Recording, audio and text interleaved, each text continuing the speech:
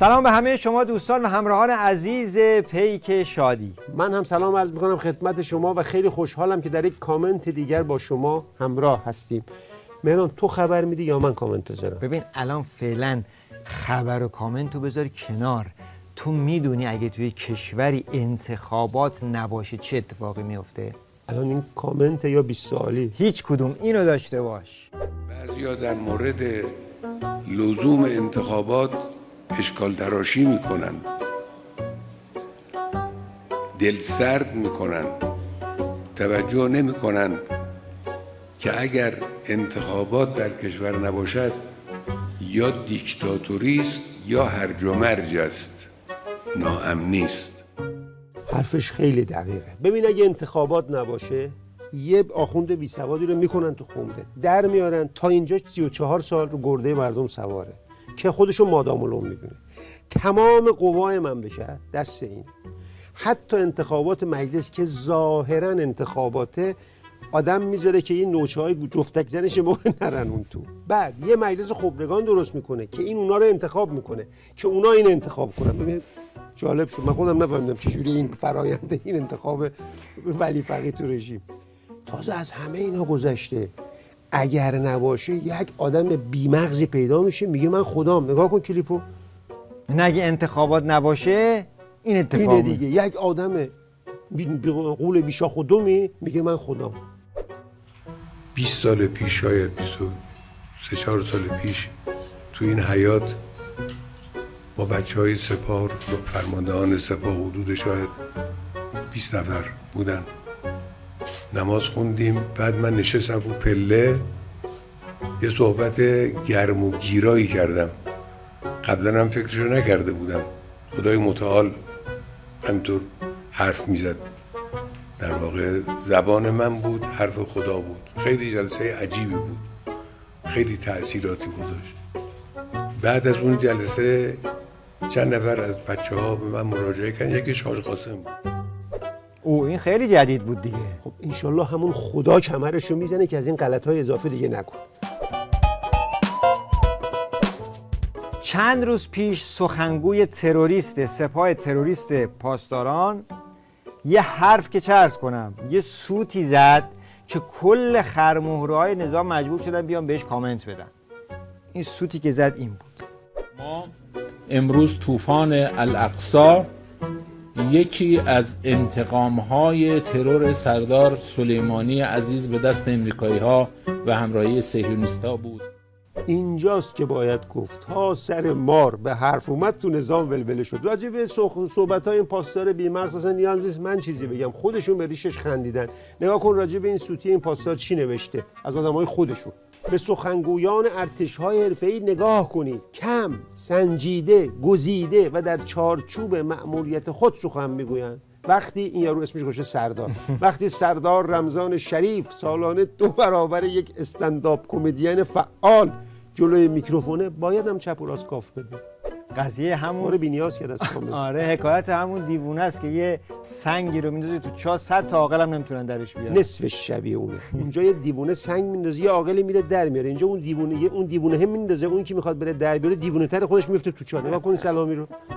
هیچ جریانی خارج از فلسطین در آفرینش این پیروزی شگفت‌انگیز، در ایجاد این طوفان بزرگ مداخله ای نداشت. مسئله کاملا فلسطینی بود، چون دیروز از قول سخنگوی سپاه مطرح شد که عملیات طوفان اقصی انتقام از شهادت حاج قاسم بود. میخواهم بگویم این دو موضوع از هم مستقلند، به ما ربطی ندارد. او مستقل است، او صاحب اراده است، صاحب راهبرد است، صاحب قدرت است. خودش تصمیم میگیرد که چه کند. حالا جالبه که اون قاآنی هم برای اینکه از قافله عقب نیفته و بعد همین حرفا رو اینجوری رله کرد. به حول و قوه الهی مقاومت در سر تا سر منطقه، هر کدام ساختار مستقل مناسب خودشون رو دارن و و مرحله به مرحله رشد کردند و امروز تمام ارکان جبهه مقاومت در سطح منطقه خودشون صاحب تصمیمن. سوالم اینه، آدم که میخواد بگه غلط کردم اونم سه بار چون داد میزنه؟ خب بگو غلط کردم مثل بچه آدم. این داد و بیدادا و رجز خوندن چیه؟ بگو آقا نفهمیدیم، غلط کردیم، عذر تقصیر میخوایم. از این میزان غلط کردن گویی‌های غلیظ این قاآنی و اون دفعه اون یکم سلامی، اون طرف حسابا میفهمن که آتیش از چه گوری بلند میشه. اینا سرماره کجاست؟ سرماره کجاست؟ تازه اصلا اینا دیگه خودشونم بسیجیاشون فهمیدن که بابا این سپاه و سردارا به اصطلاح سرداراش فقط حرف مفت و لب و دهنن. نگاه کنین دوتا صحبت این دوتا بسیجی رو. خب حالا ایران مثلا گفته مثلا انتقام میگیریم از این حرفا، فکر میکنه چی بشه؟ حرف گفت حالا سابقه نشون میده که ایرانی‌ها در این زمینه رفتارشون پایین‌تر از گفتارشونه. یعنی مضمون یا عین کلام این نبود.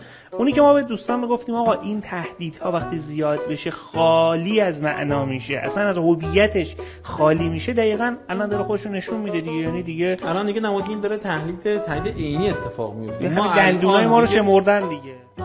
بله، هم دندوناشونو شمردن هم دستشونو خوندن. حالا با این تفاسیر بابک یعنی قضیه انتقام سخت کلا منتفیه؟ این حرفا چیه؟ مگه میشه انتقام سخت منتفی بشه؟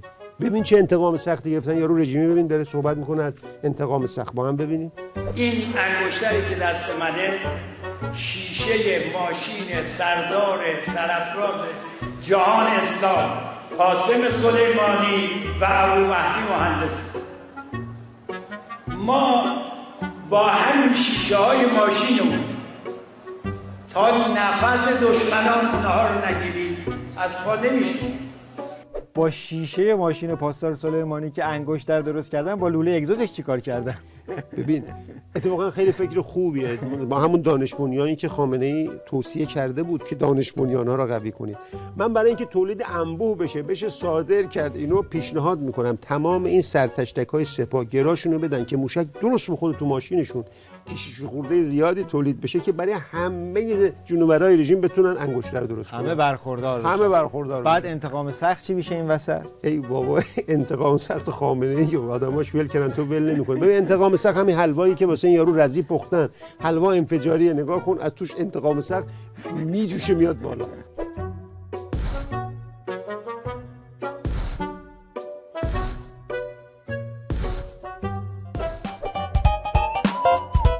آقا ما مدت هاست هیچ صحبتی راجع به این قطار سریع و سیر پیشرفت رئیسی نکردیم تو این برنامه. دستاورد جدید چی داشته این؟ دستاورد جدید خیلی داشته، خیلی. یادت رئیسی اون موقعی که داشت تو انتخابات ثبت نام کرده بود گفت یکی از وعده‌اش اینترنت رایگان بود. بله. بعد پلاکات اینترنت رایگان حق مردمه. بهشم میگفتن صادق الوعد، یعنی هر چی وعده بده انجام میده. اون موقع که داشت این اراجیفو میگفت این خالی بندی‌ها رو میکرد داشت پی ساختمونشو میکن. یه مدت گذشت وارد طبقه همکف شد. کلیپو نگاه کنیم. دسترسی آحاد ملت ما از شهر و روستا، از باسواد و بیسواد به این فضای سایبر وجود داشته باشه، یک کفی رو ما میتونیم براشون رایگان کنیم. اون کف رو بعداً تعیین میکنیم چقدر. الان هم کف و پولی کرده هم سقف. اینم حرف یکی از اعضای استبل ولایت. تذکر بعدی من به وزیر محترم ارتباطات و فناوری اطلاعات است که در شرایط اقتصادی کشور افزایش تعرفه اینترنت چه معنایی دارد؟ آیا مسئولین ما غیر از جیب مردم منابع دیگری سراغ ندارند؟ تا کی باید دست دولت تو جیب مردم باشه؟ اینجاست که قطار پیشرفت رئیسی تبدیل به قایق موتوری پیشرفت میشه. اینم عکسش.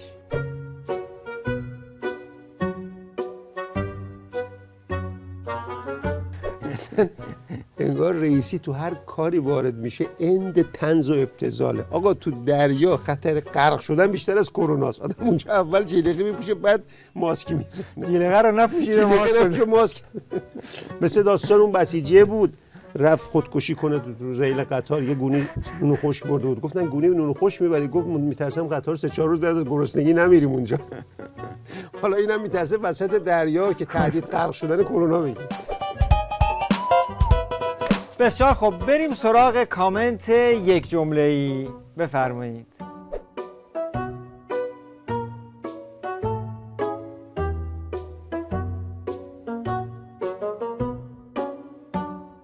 اولا که این عکس نشان دهنده خواب‌های پنبه‌دانه‌ای عظما. من برای این عکس 3 تا نکته دارم، نه یه جمله. اول اینکه هواپیما پرده نداره. دومیش اینه که مسجد الاقصی فرودگاه نداره. سومیش هم که دست راست خامنه‌ای ناقصه. این عکس سبک سورئالیسم رو ربط کرده و با 2 پا وارد سبک زور رئالیسم شده. تمام. به اسم 3 نکته 3 جمله گفتی دیگه. از این به بعد می‌کنیم کامنت 3 جمله‌ای.